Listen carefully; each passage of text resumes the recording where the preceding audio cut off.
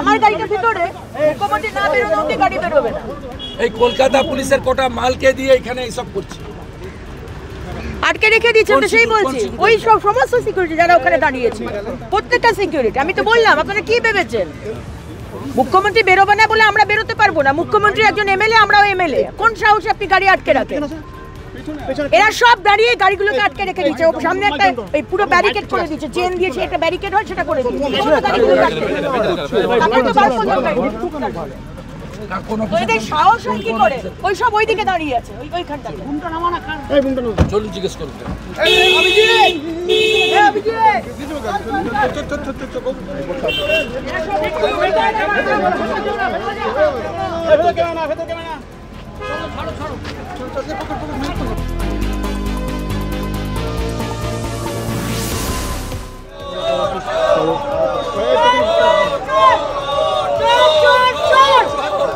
গোটা বিষয়টা অপ্রাসঙ্গিক।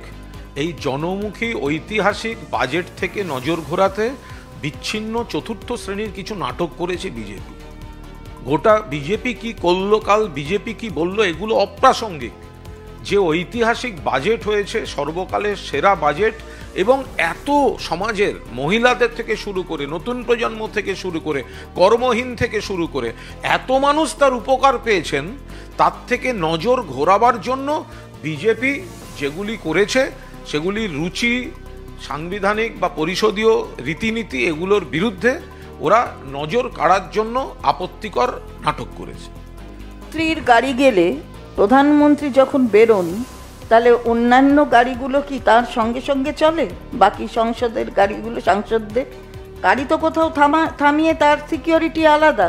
সুতরাং এখানে বারে বারে মহিলা মুখ্যমন্ত্রীকে অপমান, মহিলা মুখ্যমন্ত্রীর সম্মান না রক্ষা করা, এর বিরুদ্ধাচরণ কিন্তু হবে। কে কি ডেপুটেশন দিল সেটা তো অ্যাসেম্বলির বিষয়, মাননীয় অধ্যক্ষর বিষয়, কিন্তু এগুলো কিন্তু নজরে রাখছে বাংলার জনগণ।